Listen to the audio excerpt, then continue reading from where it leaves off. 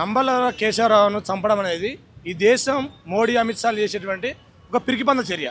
ఈ యుద్ధం ఎవరి మీద చేస్తూ ఉన్నారని నేను ప్రశ్నిస్తూ ఉన్నా. ఈ భారతదేశంలో మధ్య భారతదేశంలో ఉన్నటువంటి ఆదివాసుల మీద యుద్ధం చేయడం ఎందుకు చేస్తూ ఉన్నారు? ఈరోజు అనిల్ అంబానీ, మిట్టల్, జిందల్, అదానీల కోసమే కదా యుద్ధం చేసేది. అక్కడటువంటి లక్షలాది కోట్ల సంపదను మీరు దోచుకొని ఈ బడా పెట్టుబడిదారులకు అందజెప్పడంలో భాగంగా కదా మీరు చేసేది. అమెరికా కన్సర్న్లో నడిచేటువంటి అనేక సామ్రాజ్యవాద కంపెనీలకు మధ్య భారతదేశంలో సంపదను దోచుకోవడంలో భాగంగానే కదా ఇలా మీరు యుద్ధాన్ని చేసేది ఆదివాసుల మీద. ఆదివాసుల మీద యుద్ధం చేస్తూ ఉన్నప్పుడు ఆదివాసుల తరఫున పోరాడుతున్నటువంటి ఒక విప్లవ పార్టీ సిపిఐ మావోయిస్ట్ పార్టీ కేంద్ర కమిటీ కార్యదర్శి పైన 10,000 బలగాలు మూకుమ్మడిగా దాడి చేసి అతన్ని హత్య చేయడాన్ని తీవ్రంగా ఈ భారతదేశ ప్రజానీకం, పీడిత ప్రజానీకం ఖండిస్తూ ఉన్నది. మీరు అతన్ని ఎందుకు హత్య చేయడం జరిగింది? ఒకవైపు వాళ్ళ పార్టీ నుంచి కేంద్ర కమిటీ అధికార ప్రతినిధి అభయ్ స్పష్టంగా మేము కాల్పుల విరమణ ప్రకటిస్తామని చెప్పేసి మాట్లాడుతూ ఉన్నారు. వాళ్ళు కాల్పుల విరమణ ప్రకటిస్తూ ఉన్నప్పటికీ కూడా మీరు వాళ్ళపై దాడి చేసి హత్య చేయడాన్ని పిరికిబంద చర్యగా చూస్తూ ఉన్నాం మేమంతా. మీరు వాళ్ళ సమస్యలు పరిష్కరించలేక వాళ్ళు ఏదైతే శాంతి చర్చలలో ఏదైతే ఎజెండాలో భాగంగా ఈ దేశంలో భూమిపై అందరికీ హక్కు దక్కాలి, కుల సమస్య ఉంది, అంటరాంతరం సమస్య ఉంది, నిరుద్యోగం ఉన్నది, కూడు గుడ్డ సమస్య ఉంది, ఈ దేశంలో పేదరికం ఉంది, ఇవన్నీ పోవాలి, అసమానతలు పోవాలని చెప్పేసి మీ ప్రభుత్వాలు పరిష్కరించలేకపోవడం వల్లనే మేము విప్లవకారులుగా మారినాం. ఈ సమస్యలు పరిష్కరించడంలో మీరు ముందుకు రాని శాంతి చర్చలకు మేము కాల్పుల విరమణకు సిద్ధమని చెప్పేసి చెప్పినా కూడా ఇట్లా నీతి బాహ్యమైన న్యాయం లేనటువంటి నీతి న్యాయం లేనటువంటి ఒక దుర్మార్గమైనటువంటి యుద్ధాన్ని ఏ విధంగా చేస్తూ ఉన్నాం. సుప్రీంకోర్టు తక్షణమే ఈ విషయంలో సుమోటోగా తీసుకొని నంబల కేశవరావు హత్యను సుప్రీంకోర్టు సిట్టింగ్ జడ్జితో తక్షణ విచారణ చేయాలని చెప్పేసి మేము డిమాండ్ చేస్తాం. ఎప్పుడు ఎన్కౌంటర్ చేసినా 10ల సంఖ్యలో చనిపోతున్న పరిస్థితి, మళ్ళీ కొంతమందిని తీసుకెళ్లి అరెస్ట్ చేసి వాళ్ళని ఇష్టం వచ్చినప్పుడల్లా ఇట్లా కొంతమందిని చంపుకుంటా పెడుతున్నారు అని చెప్పి ఒక వాదన వినిపిస్తుంది. అది ఎంతవరకు వాస్తవం అంటారు? 100% కరెక్ట్. ఈ వాస్తవం, ఈ వాదన అనేది 100% కరెక్ట్. అనేక మంది ఆదివాసీలను ఇలా ఏదైతే శ్రీలంక జాఫ్నాలో కాన్సన్ట్రేషన్ క్యాంపులలో ఎలాగైతే బంధించలో మీరు బయట ఉంటే బాంబులు వేస్తాం, మేము తుపాకుతోటి విచక్షణారహితంగా కాల్చి చంపుతామని బెదిరించి కాన్సన్ట్రేషన్ క్యాంపులలో అయితే ఎట్లా పెట్టిలో అదేవిధంగా ఇలా అనేక మంది అక్కడ ప్రశ్నిస్తున్నటువంటి ఆదివాసులందరూ తీసుకుపోయి ఇలా జైళ్ళకు కుక్కినటువంటి సందర్భం ఉన్నది. ఇక్కడ అనేక మంది పౌర సమాజంలో కూడా ప్రశ్నిస్తున్న వాళ్ళని తీసుకుపోయి జైళ్ళలో నిర్బంధిస్తున్నటువంటి పరిస్థితి ఉన్నది. విద్యార్థులు, మేధావులు అందరూ నిర్బంధిస్తున్నారు. అదేవిధంగా అక్కడ ఉన్నటువంటి ఆదివాసీలను హత్య చేస్తూ ఉన్నారు. నేను ఒక ప్రశ్న సూటిగా అడుగుతున్నాను ఇవాళ అమిత్ షా మోడీని.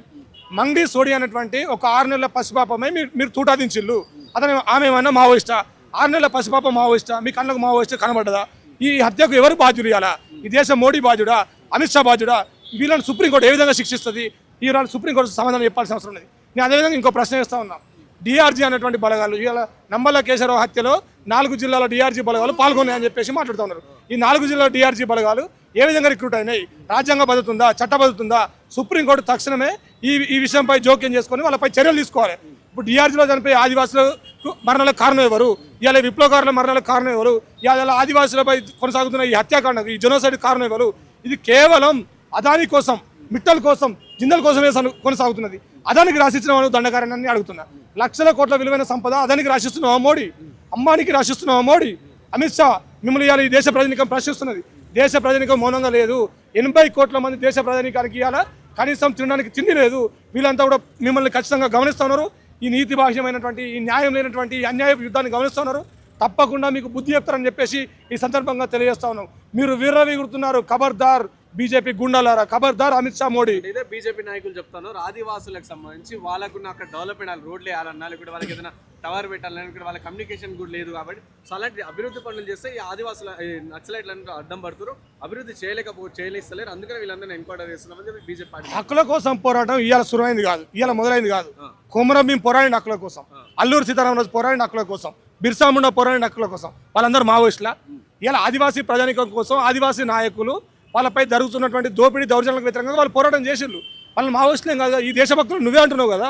అట్లాంటి క్రమంలోనే ఇలా ఆదివాసీల కోసం అక్కడ సంపద లక్షల కోట్ల విలువైనటువంటి యురేనియం, బంగారం, అదేవిధంగా బొగ్గు, బాక్సైట్, అల్యూమినియం ఇలాంటి సంపద అంతా కూడా దోచుకోపోవద్దని చెప్పేసి వాళ్ళు ఇలా పేద ప్రజల తరఫున పోరాటం చేస్తూ ఉన్నారు. మీరు ఇక్కడ ఇలా ఆదివాసులు మొత్తం కూడా దండకార నుంచి ఖాళీ చేసి చెరలో ఉన్నటువంటి చేపలు తీసుకొచ్చి ఒడ్డు మీద పారేస్తే వాళ్ళు గిలగిల కొట్టుకొని చనిపోయే ప్రమాదం ఏ విధంగా అవుతుందో ఆ విధంగా ఇలా మానవ హరణాన్ని క్రియేట్ చేసి ఈ దేశ ప్రజానికాన్ని మొత్తం కూడా చంపేసి మేము ఈ సంపదను దోచుకొని మేము ఇలా కొంతమంది ప్రజానికం సుఖం కోసం ఇంతమంది ప్రజలను, ఆదివాసీ ప్రజలను చంపుతామని చెప్పేసి ఫాసిస్ట్ హత్యలు మీరు కొనసాగిస్తూ ఉంటే చూడలేని ఎంటెక్, బీటెక్, ఎంబీబీఎస్ చదువుతున్నటువంటి మేధావులు వాళ్ళు విప్లవకారులుగా మారి ఇలా ప్రజల తరఫున వాళ్ళు పోరాటం చేస్తూ ఉన్నారు.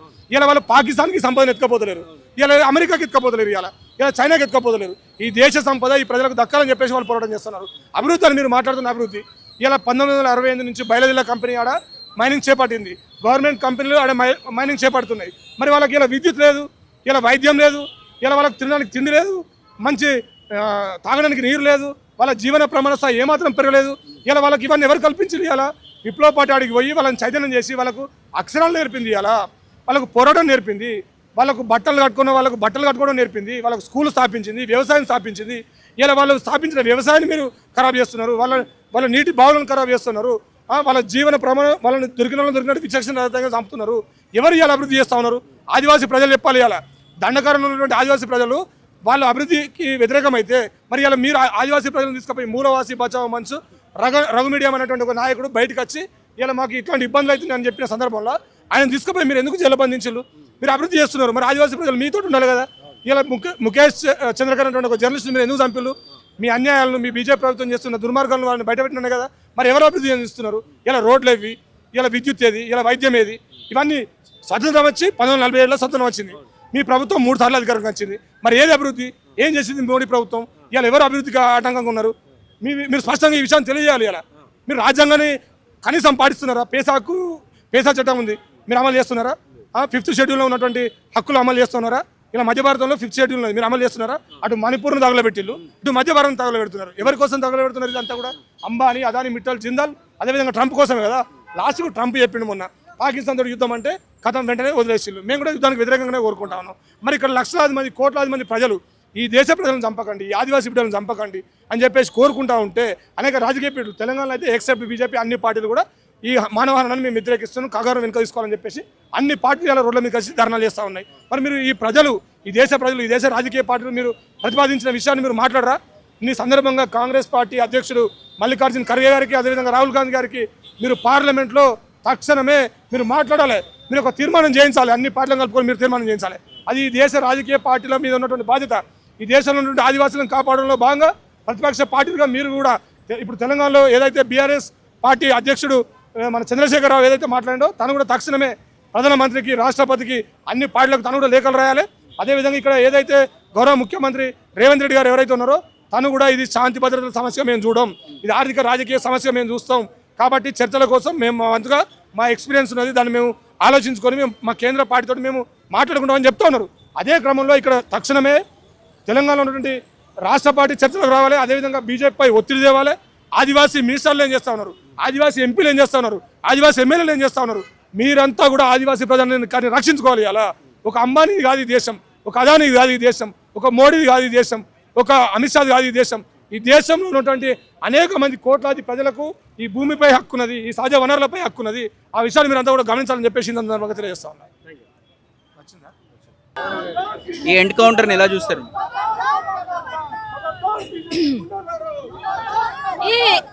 ఈ యుద్ధము కగార్ పేరిట కొనసాగుతున్నటువంటి ఈ యుద్ధం అనేది పేద ప్రజలపై, ఈ దేశ వనరులను కాపాడుతున్నటువంటి ఆదివాసీలపై, ఆదివాసీలకు అండగా ఉన్నటువంటి మావోయిస్టు పార్టీపై చేస్తున్నటువంటి యుద్ధమే ఇది.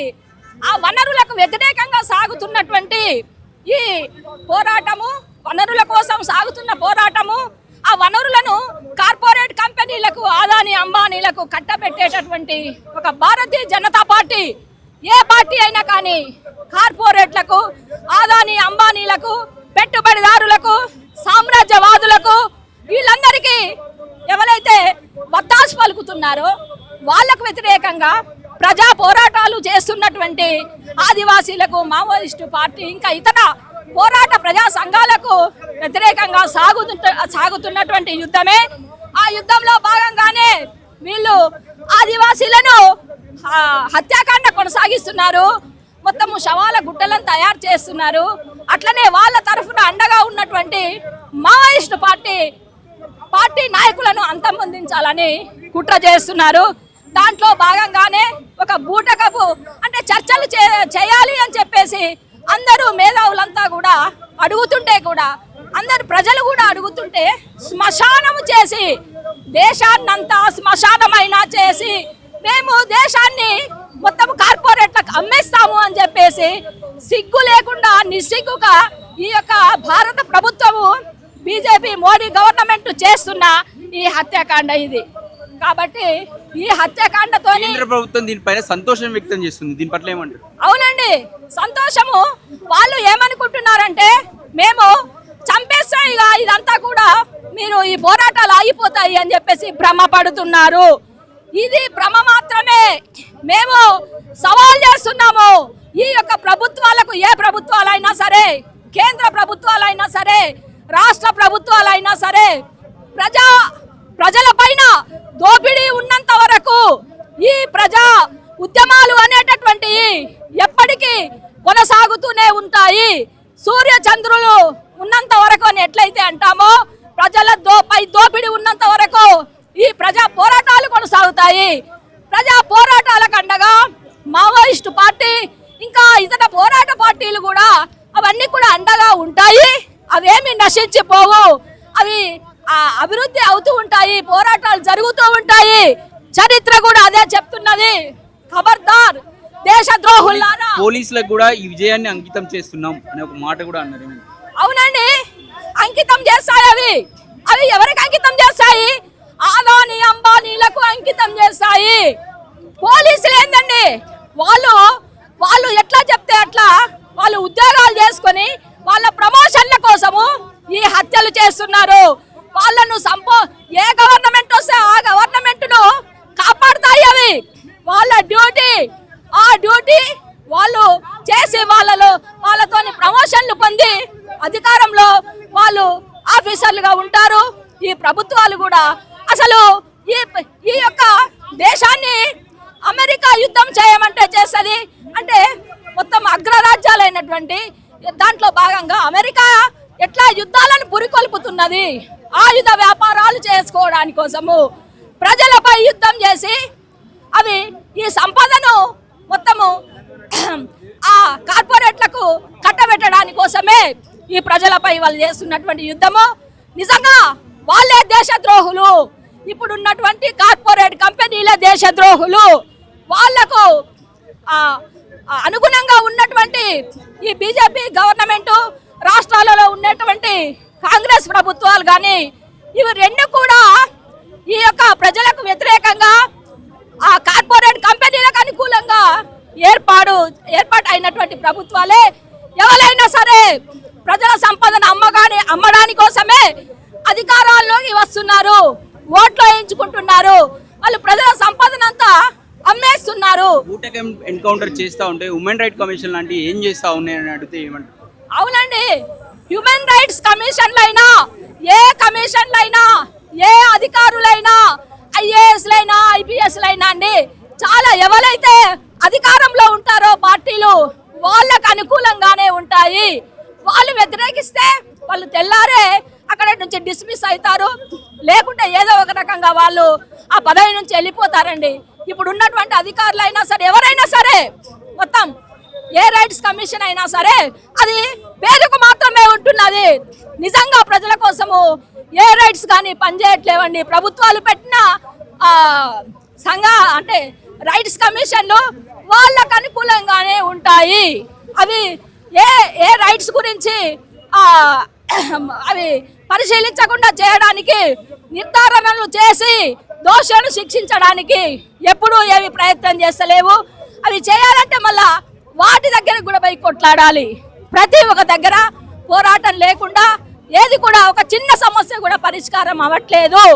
కాబట్టి ఈ దేశ ద్రోహులైనటువంటి ఈ బీజేపీ పార్టీ, ఇంకా రాష్ట్రాలలో అధికారంలో ఉన్నటువంటి ఏ పార్టీలైనా సరే అందరూ దేశ ద్రోహులే. దేశ భక్తుల అయితే ఆదివాసీల సంపదను, మొత్తం అడవులను, మొత్తం భూమిని కాపాడడానికి కోసం ఉన్నటువంటి ఈ ప్రజా పార్టీలైనటువంటి మావోయిస్టు పార్టీ, ప్రజా పోరాటాలు చేస్తున్నటువంటి ఇతర ప్రజా సంఘాలు మాత్రమే, పోరాడే వీరులు మాత్రమే దేశ భక్తులు. మొత్తం ఈ దేశ సంపదను అమ్మేటటువంటి వాళ్ళంతా దేశ ద్రోహులే. ఈ రెండింటికి మధ్యన జరిగేది ఎప్పటికీ చివరి దాకా ప్రజలు విజయం సాధించే వరకు ఇలాంటి పోరాటాలే సాగుతాయి. ఇవి మాకు కొత్త కాదు, మేమేమి నిరాశపడము. వాళ్ళ యొక్క ఆశయాలు పెట్టినటువంటి మా మీద భుజం మీద పెట్టిన బాధ్యతలను మరింతగా మేము ముందుకు తీసుకుపోయి మొత్తము ప్రజల విజయం సాధించే వరకు చివరి దాకా మేము పోరాడతామని తెలియజేస్తున్నాం. పూర్వ విప్లవ విద్యార్థి వేదిక. నా పేరు విజయరామరాజు, పూర్వ విప్లవ విద్యార్థి వేదిక కన్వీనర్, నిజామాబాద్ జిల్లా. నిన్న 21 నాడు జరిగినటువంటి బూటక ఎన్కౌంటర్ అని ఖచ్చితంగా ఎందుకు చెప్పాల్సి వస్తుంది అని అంటే, అనారోగ్యంగా ఉన్నటువంటి నంబాల కేశవరావు కామ్రేడ్, ఆయన మావోయిస్ట్ పార్టీ చీఫ్ సుప్రీం, ఒరిస్సాలో చికిత్స పొందుతున్నారు. ఆ చికిత్స పొందుతున్నటువంటి టైంలో తెలంగాణకు చెందినటువంటి కొంతమంది బీజేపీ ఎంపీలు, అలాగే ఛత్తీస్గఢ్కి చెందినటువంటి బీజేపీ ఎమ్మెల్యేలు, ఎంపీలు, అక్కడ ఆయన ఆ ప్రాంతంలో నంబాల కేశవరావు తిరుగుతాడు కాబట్టి, ఆయన యొక్క ముఖం ఎట్లా ఉందో వాళ్ళకి తెలుసు కాబట్టి, ద్రోహులు ఇచ్చినటువంటి ఇన్ఫర్మేషన్ ప్రకారంగా నంబాల కేశవరావుని ఒరిస్సాలో పట్టుకొచ్చి తీసుకొచ్చి కాల్చి చంపడం జరిగింది. అది ముమ్మాటికి ఎన్కౌంటర్ కాదు, కాల్చి చంపడమే, అది హత్య చేయడమే. దీని వెనుక అమిత్ షా, మోడీ గీసినటువంటి ప్లాన్స్ ఉన్నాయి. మావోయిస్ట్ పార్టీ ఏమైనా శాంతి చర్చలు జరపాలి అని అనుకున్న క్రమంలో వాళ్ళు ఒక లేఖ అందించడం జరిగింది. నిజానికి ప్రభుత్వానికి చిత్తశుద్ధి ఉంటే, రాజ్యాంగం మీద నమ్మకం కనుక ఉంటే, ఆ నమ్మకాన్ని నిలబెట్టుకోవాలనేటువంటి ఆలోచన కనుక ఉంటే శాంతియుత చర్చలు జరపాలి. ఎవరితో జరపాలి? ఇక్కడ ఉన్నటువంటి రాష్ట్ర ప్రభుత్వాలతో జరపాలి. ఆంధ్రప్రదేశ్ సీఎం తోటి కావచ్చు, తెలంగాణ సీఎం రేవంత్ రెడ్డి గారితో కావచ్చు, మన ఛత్తీస్గఢ్ సీఎం తోటి కావచ్చు. ఈ దక్షిణాది రాష్ట్రాల ముఖ్యమంత్రుల చేత కూర్చుండబెట్టి మాట్లాడితే ఒక పరిష్కారం దొరుకుతుంది. రెండోది, ఇవాళ మొన్న అమెరికాలో పాకిస్తాన్లో జరిగినటువంటి పాకిస్తాన్ టెర్రరిస్టులు చేసినటువంటి పహల్గాం దాడిని అక్కడ మేము ఖండిస్తూ ఉన్నాం. అక్కడ అమాయకులను వాళ్ళు ఎంత చంపడం తప్పో, పాకిస్తాన్ ఆర్మీ టెర్రరిస్టులు భారతీయ అమాయకులను చంపడం ఎంత తప్పో, ఇండియన్ ఆర్మీ ఇక్కడ ఛత్తీస్గఢ్లో ఆదివాసీలను కూడా చంపడం అంతే తప్పు. ఇంకొకటి విషయం, ఎప్పుడైతే నీకు పహల్గాంలో జరిగినటువంటి దాడికి కారకులైనటువంటి టెర్రరిస్టులను నీకు పట్టుకోవడం చేత కాదు, వాళ్ళతో చర్చలు జరుపుతావు. నువ్వు నాగాలాండ్, బోడోలాండ్ తోటి చర్చలు జరుపుతావు, పంజాబ్లోని ఖలిస్తాన్తో చర్చలు జరుపుతావు, పాకిస్తాన్లో ఉన్నటువంటి బలూచిస్తాన్తో చర్చలు జరుపుతావు, రష్యా ఉక్రెయిన్లతో చర్చలు జరుపుతావు మోడీ. తర్వాత ఇరాన్తో చర్చలు జరుపుతావు, ఇరాక్తో చర్చలు జరుపుతావు, శ్రీలంకతో చర్చలు జరుపుతావు, పాకిస్తాన్తో చర్చలు జరుపుతావు, దొంగచాటుగా వెళ్ళి అన్ని దేశాలతో చర్చలు జరిపినట్టు పెద్ద పోజులు కొడతావు. నీ దేశ బిడ్డలు ఎదుర్కొంటున్నటువంటి సమస్యల మీద చర్చలు ఎందుకు జరపట్లేదో మేము మోడీని ప్రశ్నిస్తూ ఉన్నాం, అమిత్ షాను కూడా మేము ప్రశ్నిస్తూ ఉన్నాం. చివరిగా రాష్ట్రపతి ద్రౌపది ముర్ము గారు, ఆమె ఒక ఆదివాసీ మహిళ ఉండి నీ ఆదివాసీ బిడ్డలు చనిపోతుంటే నువ్వు ఖండించలేని స్థితిలో ఉన్నావు. అదే నువ్వు పహల్గాం దాడిని ఖండించే పరిస్థితిలో నీకు ఎందుకు వచ్చింది? చివరిగా బంగ్లాదేశ్లో ఉండేటటువంటి ఉద్యమకారులందరూ, అక్కడ ఉన్నటువంటి ప్రధానమంత్రి షేక్ హసీనాను వెళ్ళగొడితే, దాడి చేస్తే ఆమె ఎక్కడ ఆశ్రయం తీసుకున్నది? ఇవాళ ఇండియాలో ఆశ్రయం తీసుకున్నది.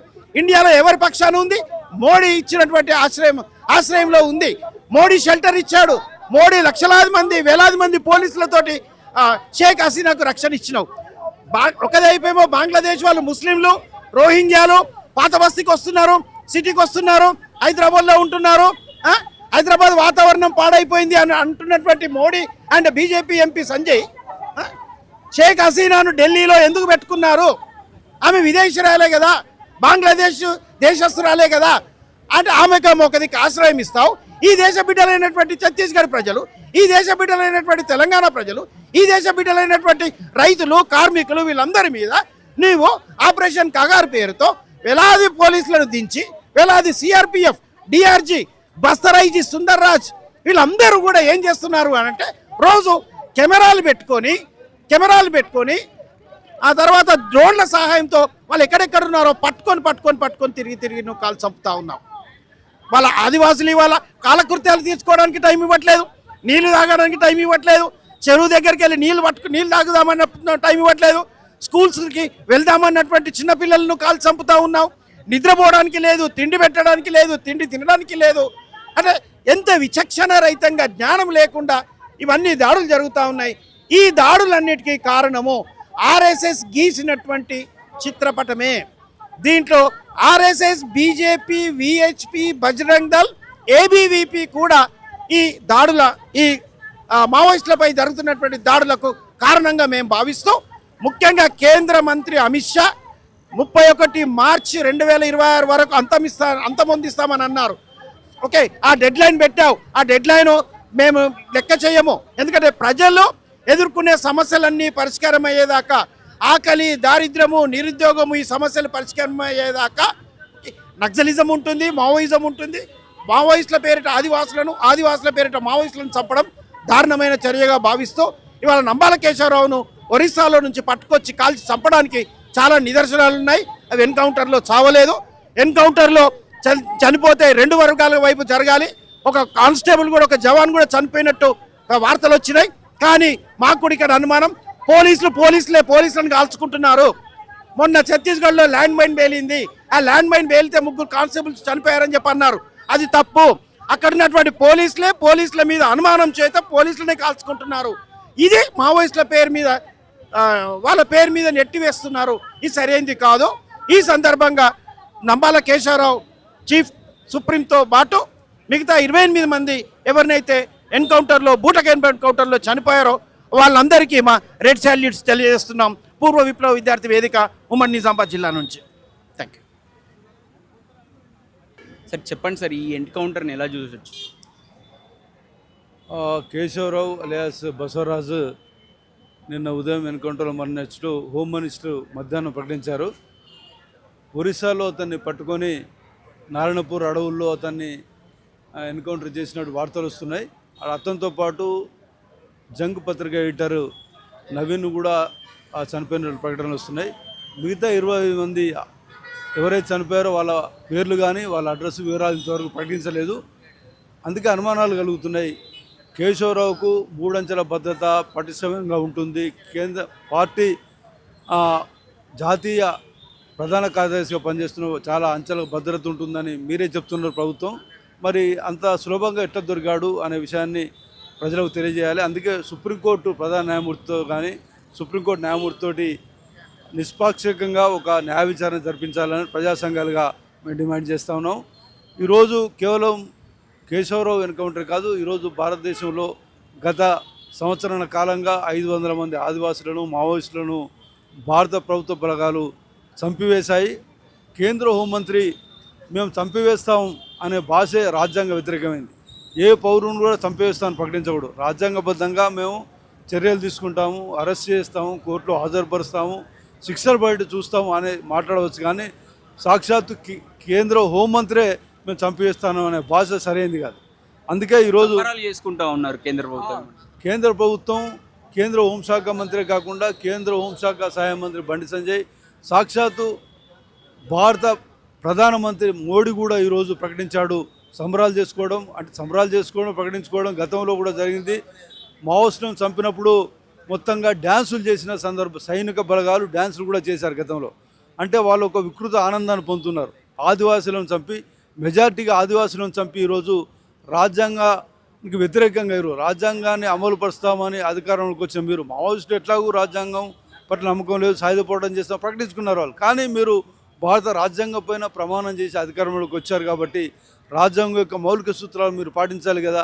అవేమీ పాటించకుండా ఈరోజు మధ్య భారతదేశంలో లక్షలాది పారామిలిటరీ సైనిక బలగాలను మోహరించి ప్రతి 9 మంది ఆదివాసీలకు ఒక పోలీస్ చొప్పున అక్కడ పహారా ఉన్నారు. మొత్తంగా లక్షల సైనికులు ఉన్నారు అక్కడ. మధ్య భారతదేశంలో భారత రాజ్యాంగం అమలు కావట్లేదు. అక్కడికి విలేకరులు పోవడానికి అవకాశం లేదు. పౌర హక్కుల బృందాలు నిజ నిర్ధారణ చేయడానికి పోవడానికి లేదు. వార్తలు రాయడానికి వీల్లేదు. అక్కడ అరెస్ట్ చేసిన తర్వాత పోలీసులు ఆదివాసులను కోర్టులో ప్రవేశపెట్టారు. సైనికంగా ఉండే శిబిరాల్లో నిర్బంధించి చిత్రహింసలు పెట్టడం, వాళ్ళను ఎన్కౌంటర్ చేయడం, అక్కడ రెడీమేడ్గా ఉండే ఆలివ్ గ్రీన్ డ్రెస్ను తొలగించి ఎన్కౌంటర్ చేసే సందర్భాలు కూడా ఉన్నాయి. అంటే ఈరోజు మధ్య భారతదేశంలో చట్టం అమలు కావట్లేదు, భారత రాజ్యాంగం అమలు కావట్లేదు. అక్కడ 6,000 మంది ఆదివాసులను ఈరోజు ఆ జైల్లో పెట్టారు. అనేక వందల వేల మంది పైన ఊపా కేసులు పెట్టారు. మొత్తంగా ఇదంతా ఎందుకు జరుగుతుందంటే అక్కడ ఉండే ఖనిజ సంపదను, సహజ వనరులు దోచుకోవడానికి జరుగుతుంది. అక్కడ ఉండే ఆదివాసీలు ఖనిజ సంపదను దోచుకోవడానికి వ్యతిరేకంగా శాంతియుతంగా ధర్నాలు చేస్తున్నారు. సిలింగర్లేంటి ప్రాంతంలో 3 సంవత్సరాల నుంచి వాళ్ళు కూర్చొని ధర్నా చేస్తున్నారు. ధర్నా చేస్తున్న వాళ్ళపైన కాల్పులు జరిపి 4 ఆదివాసులను చంపివేసింది. అంటే మీరే చెప్తున్నారుగా శాంతియుతంగా ధర్నాలు చేయండి, ఆయుధాలు వదిలిపెట్టండి అంటే వాళ్ళు ధర్నా చేస్తున్నారు శాంతియుతంగా. మరి వాళ్ళను కొనసాగించాలిగా రాజ్యాంగబద్ధంగా. అట్లా వీలు చేయకుండా రాజ్యాంగం కల్పించే హక్కులను కూడా కాల రాస్తూ ఈరోజు మరి భారత సైనిక బలగాలు అక్కడ ఉండి అక్కడ ఆదివాసులను మేము అభివృద్ధి చేస్తామంటున్నారు. అది చాలా బూటకం. ఆదివాసీ ప్రాంతాల్లో ఉండే అనేక పాఠశాలలు ఈరోజు సైనిక కేంద్రాలుగా మారిపోయినాయి. అనేక హాస్పిటల్స్ ఈరోజు మిలిటరీ కేంద్రాలుగా మారిపోయినాయి. అక్కడ ప్రజలకు కనీస సౌకర్యాలు లేవు. వ్యవసాయం చేసుకోవడానికి కనీసంగా లోన్స్ కానీ ప్రభుత్వ పథకాలు ఏమి లేవు. అక్కడ మొత్తంగా ఈరోజు వైద్య సదుపాయాలు లేవు. ఆధార్ కార్డులు కూడా లేనటువంటి పరిస్థితి. ఆధార్ కార్డులే కాదు, భారత దేశంలో ఎన్నికలు చాలా పవిత్రంగా చెప్పుకుంటారు కదా, ఎన్నికల కార్డు వాళ్ళు ఓటు చేసుకోవడానికి కార్డు కూడా లేదు. వాళ్ళు కనీస వైద్య సదుపాయం వాళ్ళు అంటే డోలి కట్టుకొని వాళ్ళు బయటికి పోవాల్సిన పరిస్థితి. మలేరియాతోటి 100 మంది చనిపోతున్నారు. అక్కడ అట్లాంటి ప్రజలకు మావోయిస్టులు అండగా ఉండవచ్చు. అక్కడ ఉండి వాళ్ళు వైద్య సదుపాయాలు కల్పించారు, చదువు చెప్తున్నారు, వ్యవసాయం సహకార సంఘాలు పెట్టుకున్నారు. అట్లా జరుగుతుంది. ఆదివాసులకు అండగా ఉంటారనే ఒక సాగుతోటి ఈరోజు మావోయిస్ట్ పార్టీ నిర్మూలించడానికి భారత ప్రభుత్వం పూనుకుంటున్నది. మావోయిస్టులు స్పష్టంగా ప్రకటించారు, మేము శాంతి చర్చలకు వస్తామని 3-4 సార్లు వారు ప్రకటన చేశారు. అనేక మంది మేధావులు విజ్ఞప్తి చేశారు, పౌర హక్కుల సంఘాలు చేశాయి. శాంతి చర్చల కమిటీ తరఫున మేము ఇక్కడ ముఖ్యమంత్రిని కూడా కలిసాం. అనేక రాజకీయ పార్టీలు సిపిఐ మొదలుకొని అనేక రాజకీయ పార్టీలు కూడా వాళ్ళు కూడా అప్పీల్ చేశాయి. దేన్ని ఖాతరు చేయకుండా పౌర సమాజం యొక్క గొంతును మొత్తంగా అణచివేయడానికి ఈరోజు మావోయిస్టులను చంపడానికి నిర్మూలించడానికి భారత పాలక వర్గాలు పూనుకున్నాయి. ఇది కేవలం ఈరోజు మావోయిస్టులను నిర్మూలిస్తాను ముందుకు రావచ్చు, కానీ రేపు వామపక్షాలు నిర్మూలించవచ్చు, ప్రశ్నించి అందరినీ మొత్తంగా గొంతు నొక్కివేయవచ్చు మొత్తంగా. అంటే ఇది కేవలం మావోయిస్టుల సమస్య కాదు, భారతదేశం ఉండే ప్రజలందరి సమస్య. అక్కడ వనరుల సమస్య, అక్కడ ఉండే వనరులను రక్షించుకోవాలి, అక్కడ ఉండే అడవులను రక్షించుకోవాలి. ఈరోజు మధ్య భారతదేశం ఉండే అడవులు మొత్తంగా భారతదేశానికి ఊపిరితిత్తు లాంటివి. అక్కడ అడవులు మొత్తంగా నరికివేస్తే భారతదేశంలో ఉండే పర్యావరణ వ్యవస్థ దెబ్బతింటుంది, బయోడైవర్సిటీ దెబ్బతింటుంది, సముద్రాలు ఉప్పొంగవచ్చు, సునామీ రావచ్చు, భూకంపాలు రావచ్చు, ప్రకృతి విధ్వంసానికి గురి కావచ్చు. కాబట్టి ఈరోజు అక్కడ అడవులు రక్షించుకోవాల్సిన బాధ్యత ఈరోజు భారత ప్రభుత్వం, భారత పౌరులందరిపైన ఉంది. దీనికి భారత ప్రభుత్వం కార్పొరేట్ల యొక్క ప్రయోజనాలే పరమావధిగా ఈరోజు అక్కడ ఉండే మొత్తం ఆదివాసులను నిర్మూలించాలి, ఖనిజాలను వాళ్ళకు అప్పగించాలని ఒక మోటివ్ తోటి, ఒక దురుద్దేశంతో ఈ మారణకాండ సాగిస్తున్నది. కేవలం చట్ట వ్యతిరేకంగా వాళ్ళు ఉంటున్నారు, తుపాకులు పట్టుకుంటున్నారు, అది ఒక సాకే తప్ప. ఈరోజు మరి మావోయిస్ట్ పార్టీ ప్రధాన కార్యదర్శి దొరికినప్పుడు అతనితో చర్చలు చేయవచ్చు కదా. ఒకవేళ చర్చలు జరిపితే మీరు నాయకత్వంతో చర్చలు జరపాలి. ఆ నాయకున్న మొత్తంగా మీరు చంపేస్తే ఎవరితో చర్చలు జరుపుతారు? అంటే మీ ఉద్దేశం ఏంటంటే మొత్తంగా ప్రశ్నించే వాళ్ళను భయపెట్టేసి మొత్తంగా ఈరోజు మావోయిస్టులను చంపేశాం, రేపు మీ అందరిని చంపేస్తామని ఒక ఉద్దేశం మీకు ఉండవచ్చు అనేది స్పష్టమవుతున్నది. కాబట్టి ఈరోజు భారత ప్రజలు, పౌర హక్కుల సంఘాలు, మేధావులు మీరు శాంతి చర్చలు జరపండి, మీరు ముందుకు రండి, వచ్చి అననాన్ని ఆపండి, రక్తపు టేర్లను మీరు మొత్తంగా మీరు ఆదివాసులను వాళ్ళను ముంచేయకుండా మీరు మొత్తంగా చర్యలు తీసుకోండి అని భారత పౌర సమాజం, పౌర హక్కుల సంఘాలు విజ్ఞప్తి చేస్తూ ఉన్నాయి. నిన్న మావోయిస్టుల ఎన్కౌంటర్ జరిగింది, దానిపైన మాట్లాడే మనతో పాటు వేణుగోపాల్ గారు ఉన్నారు. సార్ చెప్పండి సార్. నమస్తే సార్. ఇది ఏమంటే ఎన్కౌంటర్ ఎలా చూస్తారు? ఉన్నారు కదా,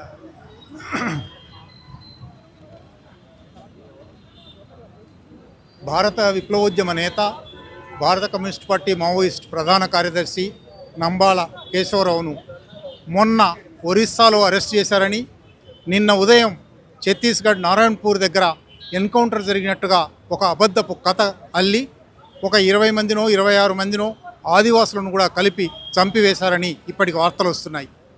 మేము తక్షణమే ఈ భారత విప్లవోద్యమ నేత మరణానికి మా నిరసన ప్రకటించడానికి, మా దుఃఖం ప్రకటించడానికి ఇక్కడికి చేరాం.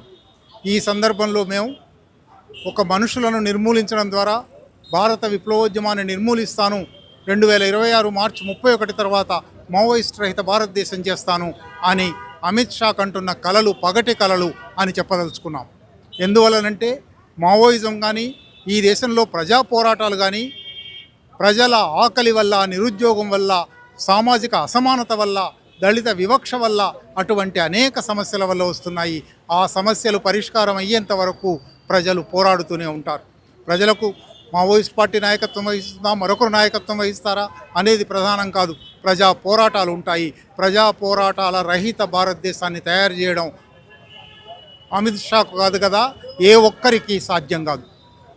అయితే ప్రజా పోరాటాలను 1967 నుంచి ఇప్పటి వరకు భారత కమ్యూనిస్ట్ పార్టీ మార్క్సిస్ట్ లెనినిస్ట్, అదే ఆ తర్వాత భారత Communist Party Marxist Leninist People's War అయింది, అదే ఆ తర్వాత భారత కమ్యూనిస్ట్ పార్టీ మావోయిస్ట్ అయింది.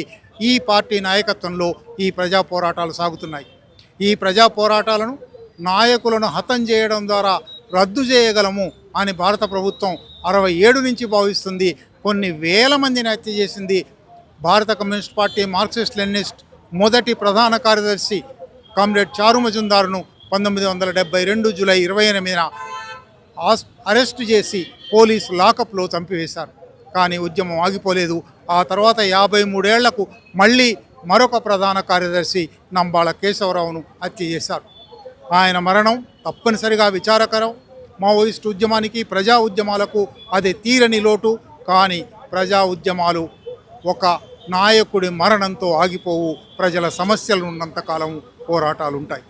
కేంద్ర ప్రభుత్వం సంతోషాన్ని వ్యక్తం చేస్తుంది, మీరు దీని పట్ల ఏమంటారు?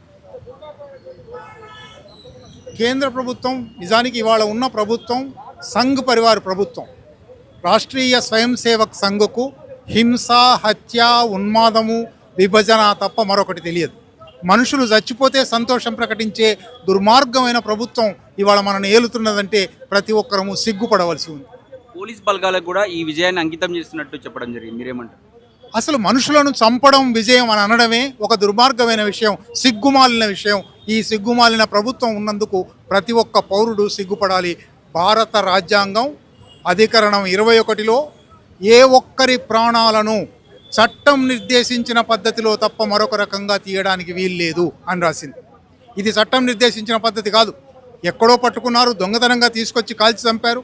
ఒకవేళ ఎదురు బెదురు కాల్పులు జరిగినా, ఆత్మరక్షణ కోసం కాల్పులు జరిపామన్నా రాజ్యాంగం ప్రకారం, చట్టాల ప్రకారం ఆత్మరక్షణ కోసం కాల్పులు జరిపామన్న వాళ్ళు అది న్యాయస్థానంలో రుజువు చేసుకోవాలి. ఇంతవరకు కొన్ని వేల ఎన్కౌంటర్లలో, కొన్ని వేల మంది హత్యలలో ఏ ఒక్కసారి ఆత్మరక్షణ కోసం జరగలేదు. ఇవాళ ఈ ఘటన కూడా ఆత్మరక్షణ కోసం జరిగింది కాదు. రాజ్యాంగ ఉల్లంఘన, ప్రజాస్వామ్య ఉల్లంఘన, నాగరికత ఉల్లంఘన, అమానుషమైన అనాగరికమైన చర్య ఇది. ఒక అనాగరికమైన చర్యకు సంతోషం ప్రకటించడం, విజయం అనడం, అనాగరికత విజయం ఎప్పటి నుంచి అయింది? ఇక్కడ ఎంక్వైరీ జరుపుతారని మీరు భావిస్తురా? ఎంక్వైరీ జరపరు. ఇంతవరకు జరిగిన అనేక ఘటనల్లో ఎప్పుడు ఎంక్వైరీ జరపలేదు. కోర్టులు చెప్పాయి. కోర్టులు 302 ఇటువంటి ఘటన జరిగినప్పుడల్లా పాత ఐపీసీ ప్రకారం సెక్షన్ 302 హత్యా నేరం కింద విచారించాలి అని చెప్పాయి. కానీ ఎప్పుడు జరగలేదు. కనుక ఇప్పుడు కూడా జరుగుతాయని మాకేం ఆశ లేదు. కానీ ప్రజలకు ఈ విషయాలు తెలియాలి. ప్రజా చైతన్యంలో ఇవి భాగం కావాలి. అందువల్లనే ఈ నిరసన ప్రదర్శన. హ్యూమన్ రైట్ కమిషన్ కావచ్చు, అసలు దీనిపైన ఎలాంటి మాటలు కూడా మాట్లాడతలేదు. అసలు ఏమంటారు దీనిపై? హ్యూమన్ రైట్స్ కమిషన్ నిజానికి ఒక స్వతంత్ర సంస్థగా ఉండాలి. సుప్రీంకోర్టు స్వతంత్ర సంస్థగా ఉండాలి. ఈ 10 సంవత్సరాల సంఘ్ పరివార్ పాలనలో కోర్టులు, అన్ని సంస్థలు ప్రభుత్వ జేబు సంస్థలు అయిపోయాయి, సంఘ్ పరివార్ సంస్థలు అయిపోయాయి. కాబట్టి వాటి నుంచి ఆశించగలిగింది ఏమీ లేదు. కేంద్రంలో బీజేపీ ఉంది సార్, ఇక్కడైతే కాంగ్రెస్ ఉంది. ఇక్కడ ఉన్న కూడా హ్యూమన్ రైట్ కమిషన్ అవి ఉంటాయి కాబట్టి ఇక్కడ కూడా వాళ్ళని స్పందించాలి.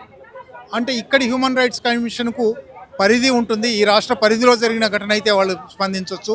ఇది నారాయణపూర్లో, ఛత్తీస్గఢ్లో జరిగింది కాబట్టి స్పందించదు. ఛత్తీస్గఢ్లో మానవ హక్కుల సంఘం ఉంది, హ్యూమన్ రైట్స్ కమిషన్ ఉంది. కానీ ఛత్తీస్గఢ్లో బీజేపీ ప్రభుత్వం ఉంది కాబట్టి అది కూడా వాళ్ళ మాటే వింటుంది.